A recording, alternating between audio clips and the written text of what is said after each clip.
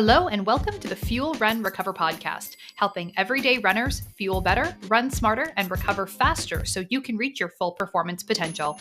I'm your host, Stephanie Natchek, dietitian, fitness coach, and a fellow runner too. As the owner of Stephanie Natchek Performance Nutrition, I've spent the last 10 years helping runners learn to fuel their bodies, level up their running performance, and establish healthier relationships with food and exercise. If you're ready to reconnect with your love of running, then let's get started on today's episode. Hello, and welcome to this week's episode of the Fuel, Run, Recover podcast, where we're back with another Q&A episode. These are definitely a favorite of mine to record, and I know that they're very popular amongst you, the listener, as well. These Q&A episodes are always the ones that shoot to the top of the ranks really quickly in my stats here. So maybe we'll have to do more frequent Q&A episodes around here. So today we've got lots of really, really good questions to cover and a lot of things that we haven't really discussed on the podcast before. So I'm super excited to dive into today's questions. So without further ado, our first question is about ice baths and, do they work the way they're sort of advertised? What's the deal with ice baths? So ice baths, it's been a couple of years since those kind of got, I'll say, sort of trendy. I mean, using things like hot and cold for various purposes for health reasons, stuff like that. I mean, this obviously has been around since the beginning of humankind, but sort of, I'll say, the modern day kind of ice bath being a really popular thing is, something that picked up steam a few years ago. And a lot of the more recent benefits that were sort of touted was, of course, coming from fitness industry, people who were saying about how beneficial it was for exercise recovery. Now, I personally, I am not a cold water person. So you could not have paid me to get into an ice bath to begin with. I just personally was not on board with the idea. I just hated the idea of having to get into frozen water. And of course, in terms of how it would facilitate recovery, sort of logically speaking, I wouldn't say that there was a really, clear pathway for me in terms of how that would work.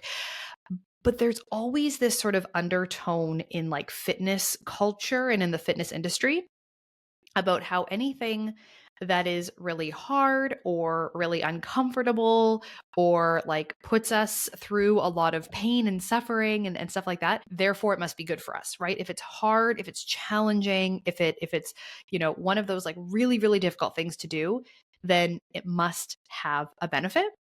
And, some people really enjoy whether it's a cold shower after a workout or just in general for energy levels and kind of perking us up and that sort of thing. And I'll be honest, I mean, I've definitely visited, we have a Nordic spa here in Winnipeg where I live, and there is an ice bath as part of that process. And it is nice. It's, you go in the sauna, then you go in the ice bath, or not the ice bath, that cold water, and then into the moderate water and whatever. It's a lovely, lovely thing, lovely place to go. However, there's a difference between doing something like that because we enjoy it and it sort of feels good, and that automatically translating to it having some sort of legitimate benefit from a systemic or from a health or recovery perspective. Now, things that make us feel good mentally can be good for us physically because mental health and physical health are so interconnected. But I want to be careful to not always be kind of putting those things together and saying that just because, something, maybe we enjoy something or maybe we don't and we do it for other reasons, that automatically equates to it being something that we know is going to be good for our exercise recovery. So when we start looking at the science that has been done in more recent years in terms of, exposure to cold temperatures, things like ice baths, and their impact on exercise recovery, we actually see that it's not beneficial. And in fact, it can actually delay exercise recovery. And so this is really huge. We might be doing something as athletes that we think is helping us to recover faster, whether it's, reducing inflammation, cooling down our body, And in fact, it actually might be doing the opposite and actually delaying our recovery from exercise. And the reason being is that recovery really comes down to the removal of waste products from our muscle cells and the delivery of oxygen and nutrients. When we are exposed to cold temperatures, our blood flow is restricted. We have a reduced blood flow into our extremities, right? Into our arms and legs, because our body is trying to protect our inner organs, right? Our critical organs, and keep those at the right body temperature, right? We don't want to get hypothermia. We don't want to get so cold that we die. And so when we're exposed to cold temperatures, our body actually restricts blood flow to our extremities and concentrates it more around those internal organs. And so this vasoconstriction means that there's going to be less delivery of oxygen and nutrients to our working, the muscles that we just worked during exercise, which is going to actually reduce our recovery and delay our recovery from that workout. So I would actually recommend avoiding ice baths immediately post workout, like not using it as a recovery tool. But if exposure to like cold temperatures and using things like whether it's a cold shower or an ice bath, I would be careful with like ice directly on the skin. Like just cold water is usually good enough. If it's something that you enjoy and you find that it helps to perk you up mentally and it boosts your energy levels and it makes you feel good and all of that kind of stuff, then absolutely go for it. But I would just maybe do it at other times of day versus when you're immediately post workout and trying to optimize and enhance your recovery as much as possible. And like I said, just be very mindful of not placing ice directly on your skin because you can get burns from that. So yeah, that's the story with ice baths, and as much enjoyment as they can bring some people, we want to just make sure that we're doing lots of things to promote recovery and enhance recovery, rather than inadvertently, unfortunately, delay it. All right, so on to our next question. This next question is another really, really good one. Again, something that hasn't come up on the podcast before that I can remember anyway. This listener asked about gels with added nutrients in them. Now, they didn't specify, talking about nutrients such as electrolytes, or if we're talking about like added, say, B vitamins or vitamin C or something like that. But kind of want to talk about both options here. So we've got like the gels that you use during training, gels that you use during a marathon. You would see similar things with like a sport drink mix or with chews or bars or other sort of sport foods, like things that are designed specifically to be used during training and during races that have added nutrients in them. So, of course, some of these products are going to have electrolytes, which, of course, can be helpful when they're being used as part of an intra-runner, intra-race fueling plan, right? To have your carbohydrates and your electrolytes, right? That maybe you're just drinking water for fluids and you're checking off all of those intra-run fueling strategy boxes. So something like sodium or potassium, magnesium, calcium, you need the potassium, magnesium, and calcium to a much, much smaller degree versus the sodium when we're talking about electrolyte replacements. I would even argue that unless we're talking about some pretty significant ultra endurance events, even anything other than just sodium in an electrolyte replacement product is probably not really necessary. But I digress. It's not going to cause you any harm to have a little bit of those things in your product. But I certainly wouldn't pay extra in order to have those included. Now, additional nutrients in a gel or a sport food, talking like B vitamins, vitamin C. Again, the person who submitted the question didn't specify if there was something in particular they had seen on a product they were wondering about. These are not going to really enhance or boost performance kind of in that moment. They're not necessary. They're not really going to help your performance in a race situation. I'll just kind of give one theoretical example, vitamin B12. Now, vitamin B12 is a key nutrient that is involved in the creation of energy in our bodies. So like literally our cells producing energy, vitamin B12 is part of those metabolic pathways. However, in a race, if you take and ingest some vitamin B12 in that race situation, you're not going to get like a boost of energy to be able to run further, run faster.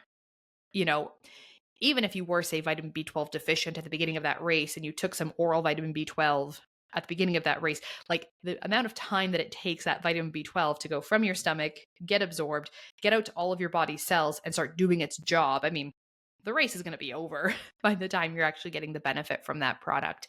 It's really the carbohydrate that is giving you that quick source of energy. I wouldn't chalk it up to anything that you're getting from additional nutrients in those products. So again, I certainly wouldn't pay a premium price for something like this. The nutrients are being absorbed. I mean, obviously they're contributing to like your total intake of these nutrients for the day. But you get plenty of vitamins and minerals and everything like that from your daily meals and snacks.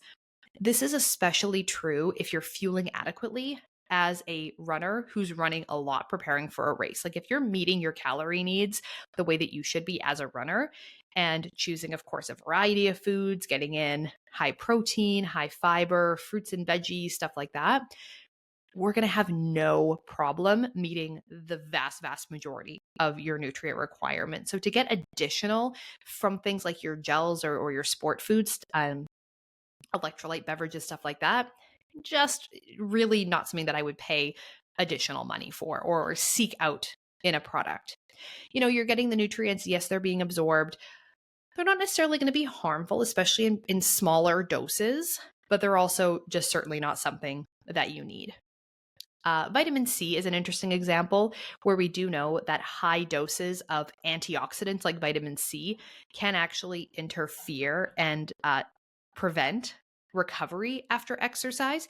So I would recommend being careful around taking things that contain large amounts of vitamin C during or immediately after a workout. And again, we're talking about relatively high doses, like not what you're going to get from like, again, just your regular meals and snacks throughout the day. We certainly need vitamin C. We just don't need massive, massive quantities of it. Now, if there was a day where you happen to be consuming like quite a bit of these sort of sport foods, then maybe a lot of other things. Maybe you're an ultra runner and it's the day of your event and you are going to be having a significant amount of electrolyte beverages, chews, gels, things like that, and maybe a little bit less real food, let's say, on that particular day of your event. Again, having these things in those products isn't going to hurt, but it's also just one day in the context of your overall life. So again, I wouldn't splurge on products that have a lot of added nutrients in them, even if you are going to be consuming, maybe not a lot of real food, quote unquote, on that particular day.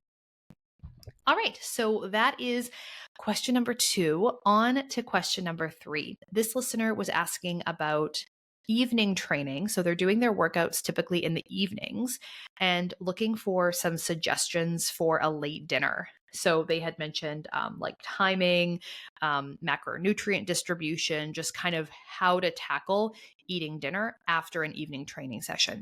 And there's kind of two sort of main options that we can look at here. The first option is that we, can and should, of course, have something to fuel up a couple hours before the workout. So like 1 or 2 hours beforehand, maybe you don't have quite that much time. Maybe it's only 30 minutes. So you might have a little bit of a smaller portion, but having a snack, fueling up for that workout, either, a little bit before, maybe up to 2 hours before the workout. Then afterwards, you're going to eat your regular dinner. And that dinner is going to have your carbohydrates, your protein, and some fruits and or veggies. It is okay to eat this meal, quote unquote, late at night, whether that's 8 o'clock, 9 o'clock, something like that. Even if it's 10 o'clock at night, whatever time you get home from your workout, doesn't matter. It is okay to eat this late at night to have your recovery meal. I mean, how many decades has it been? I don't know. I feel like I remember, sort of daytime TV weight loss tips from, many, many years ago, really setting in stone this like no eating past 6 p.m., 7 p.m., like whatever time. Depends on who you talk to, you get a different time of day. But this sort of hard and fast rule of like no eating after a certain time. And I think a lot of people who do most of their workouts later in the day find this really challenging because like, well, I'm doing my workout and then I'm just going to go to bed. Maybe I feel really hungry or maybe I don't, but I know I should need to recover or, it can get really confusing and really messy.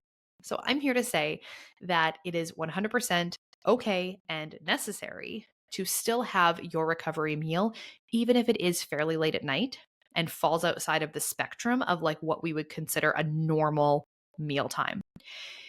If you are going to be going to bed fairly soon after having that meal, it might be wise to not have a huge meal, maybe not have like a big second helping, just so you're not super crazy full going to bed. Going to bed with a really full stomach can impact sleep quality, and we can end up with digestive symptoms, acid reflux, kind of tossing and turning all night just because our stomach is too full. So I would say, like, maybe it's going to be a smaller recovery meal, but we should absolutely still have that combination of protein, carbs, and, something with fiber, fruits, veggies, etc., as part of that post workout recovery meal. Doesn't matter what time of day it is. Now, if you're someone who has like a particularly sensitive stomach and the idea of like eating that close to going to bed really makes you uncomfortable, even if it is a small portion of things, we could have a smoothie, we could have a shake, we want to have something to get in those key recovery nutrients. You might also do a little bit better if you fuel up a little bit more beforehand. So say like have a bigger meal or snack a couple hours before the workout, and then we're doing just like a shake with some fruit or a smoothie, that kind of thing for afterwards. Whatever works best for you. But again, we're just focusing and really emphasizing that pre and post workout nutrition.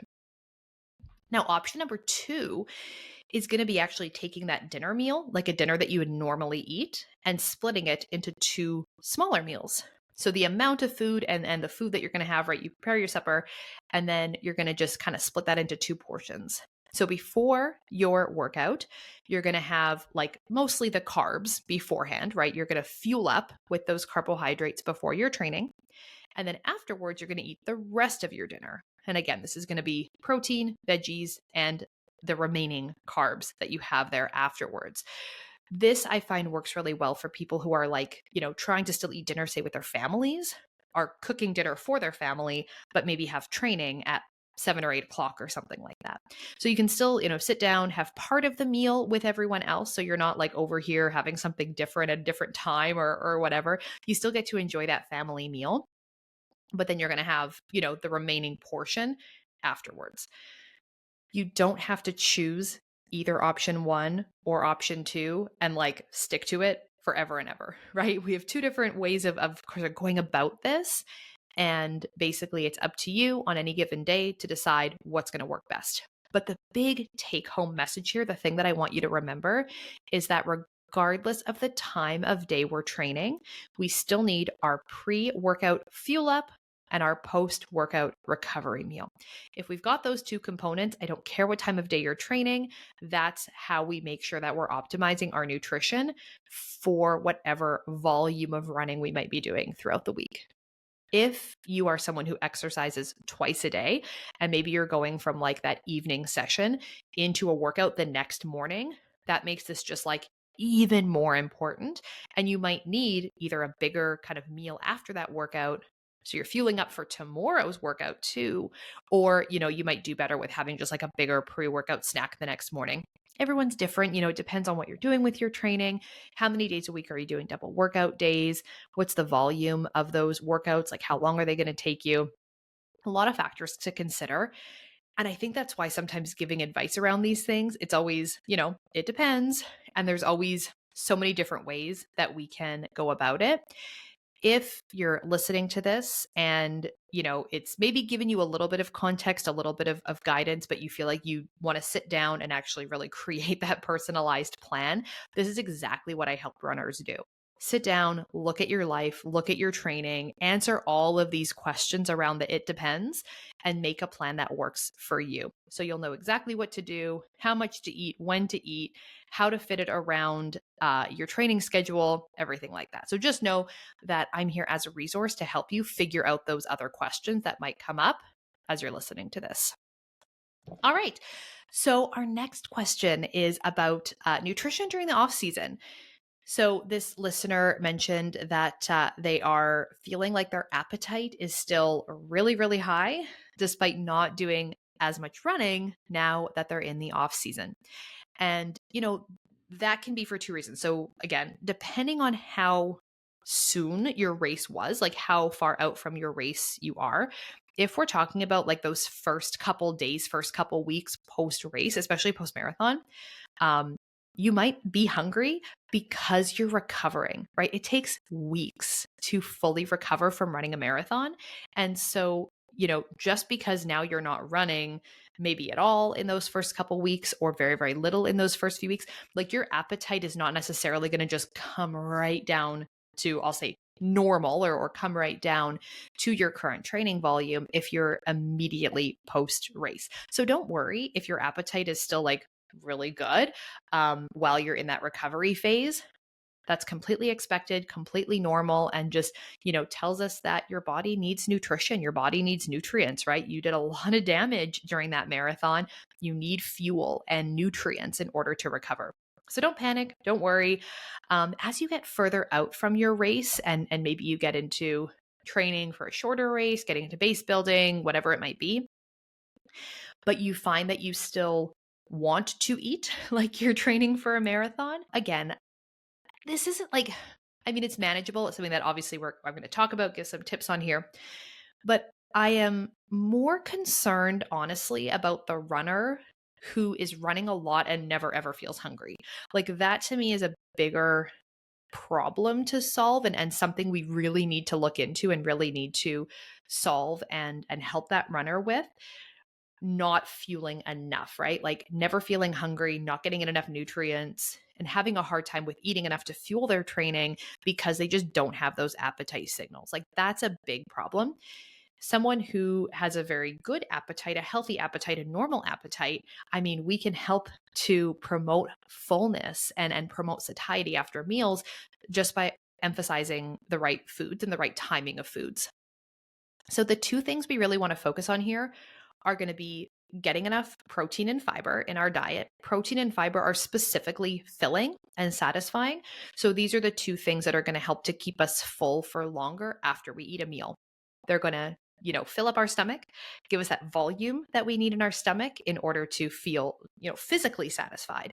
But then also when we eat protein, that protein communicates with the brain and tells us our brain that we've eaten, right? So that satisfaction that we get after a meal, protein is a very important part of that.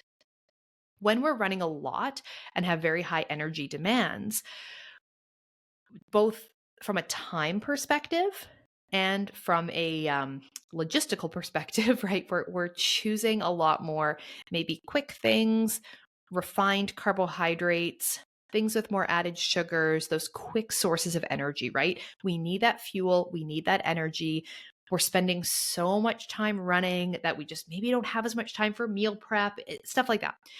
So we just end up maybe relying a little bit more on things that are not quite as high in protein and not quite as high in fiber, right? If we imagine our athletes' plates, which when we're doing a high training volume, that plate is half carbs and only a quarter veggies and a quarter protein.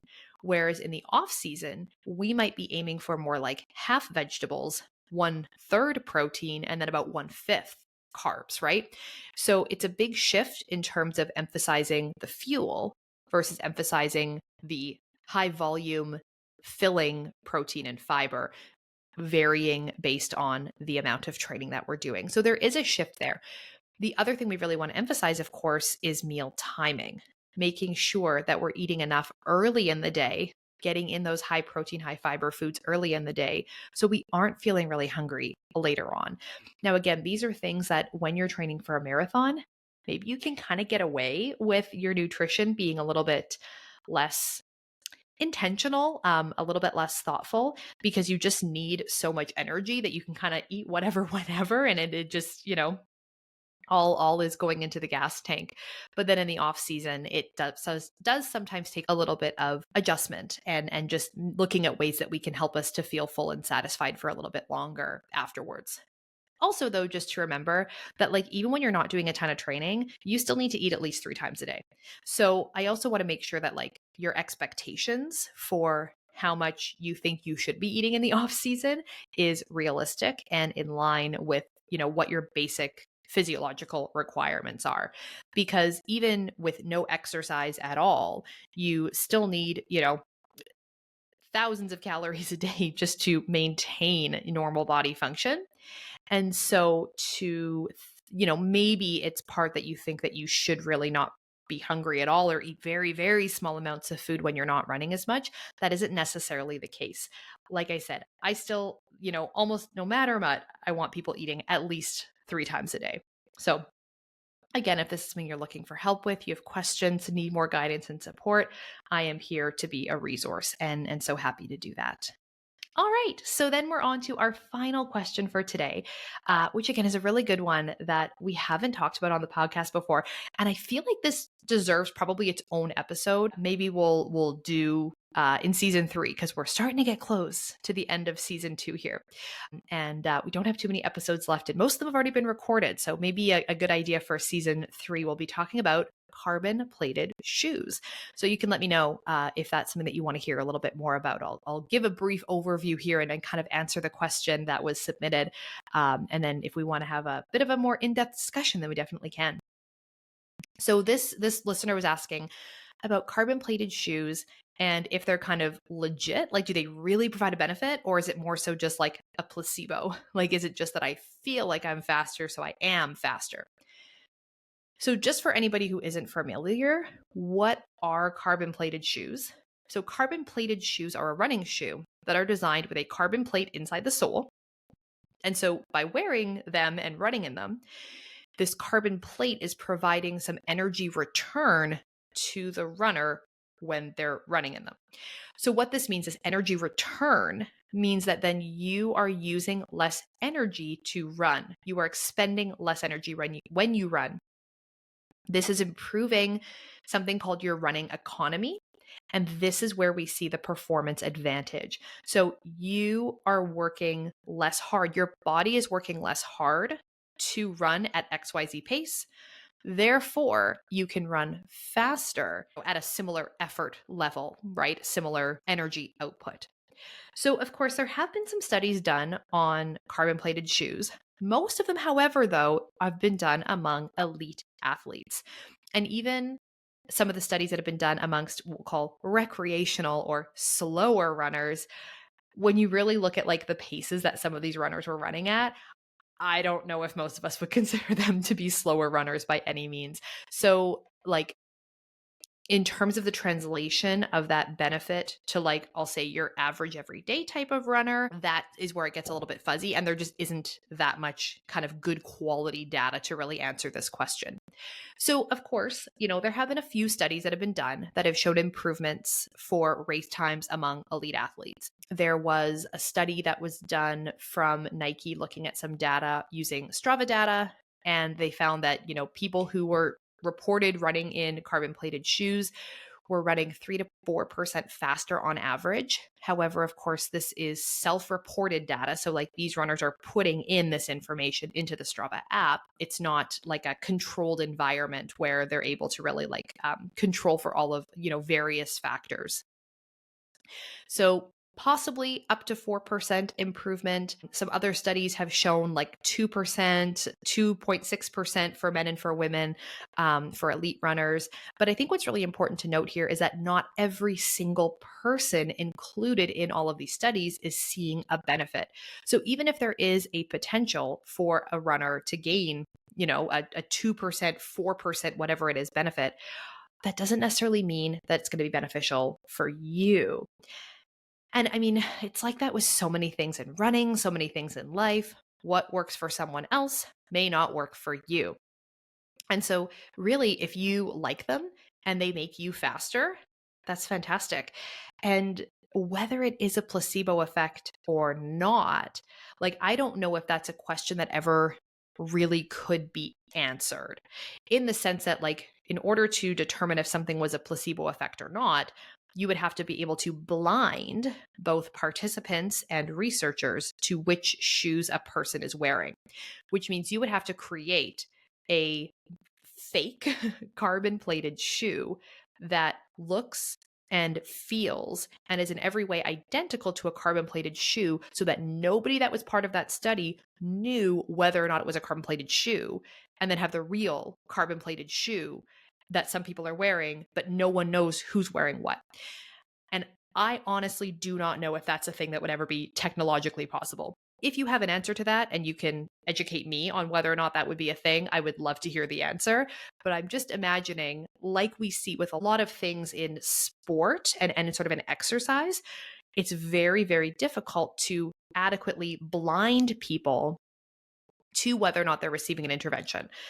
For example, stretching, foam rolling, right? How do you mimic those but have them be blinded? Like you know if you're stretching or if you're not, right? You know if you're stretching a particular part of your body or you're not. It's so different than like pharmaceutical research or research done on supplements and things like that, where I can give you a pill and the pill looks exactly the same, but there could be totally different ingredients in the pill, right? It's easy, relatively easy to blind those types of studies, whereas other things are just very difficult. So this is where it's like, are we ever going to know exactly why? Is it that you put on these carbon plated shoes, you're told that they're going to make you faster, and so they're and make you feel like you're having an easier time running and all of those things, so therefore you do?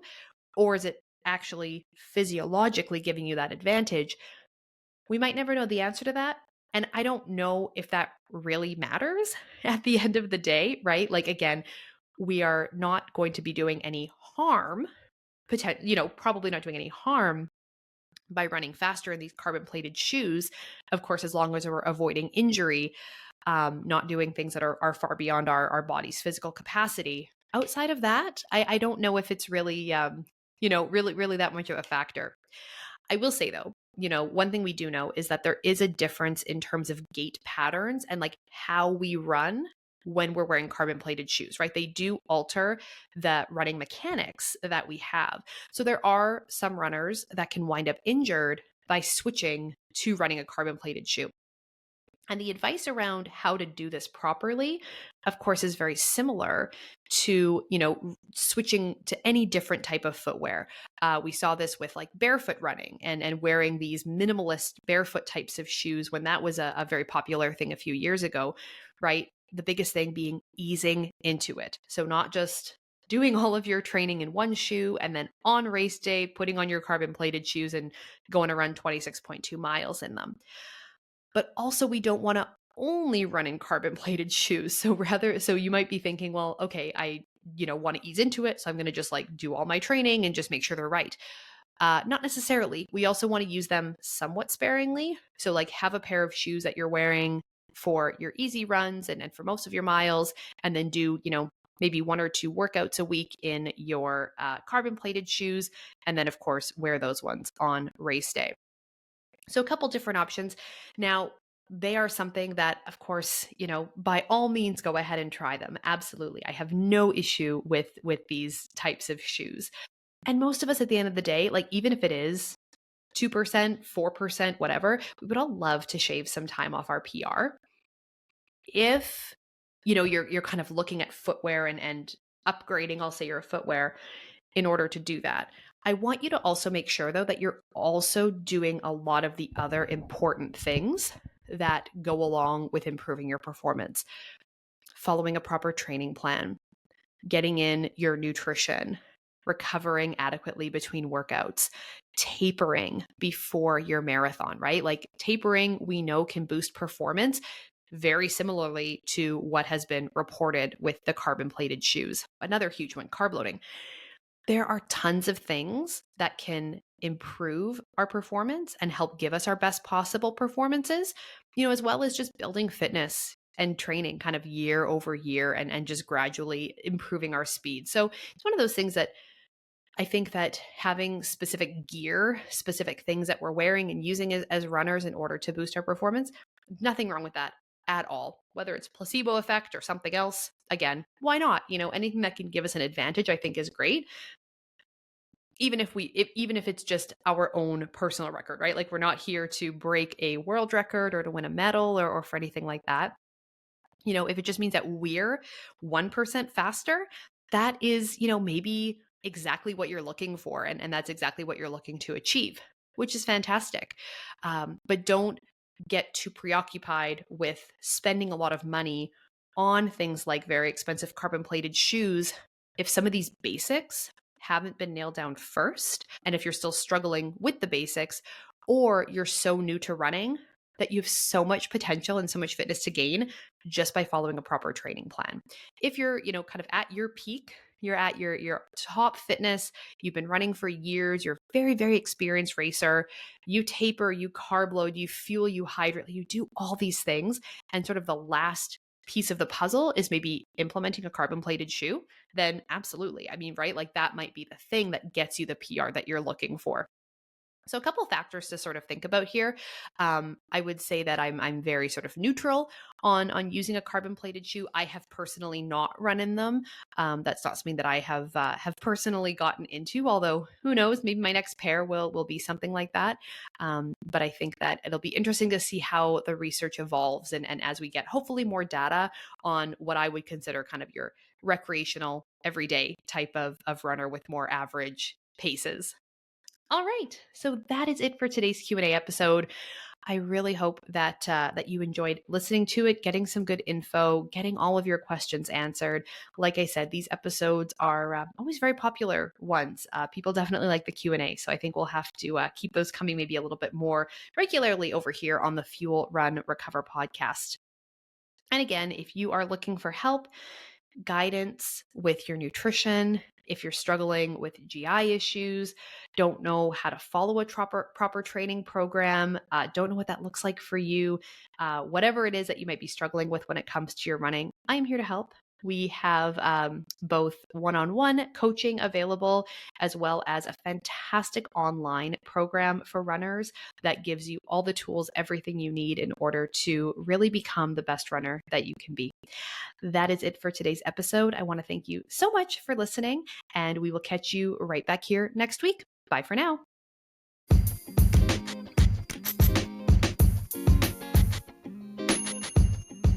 The information on this podcast is for educational purposes only and is not to be used or relied upon for the diagnosis or treatment of any health condition. This information does not create a client-practitioner relationship and should not be used as a substitute for professional medical advice.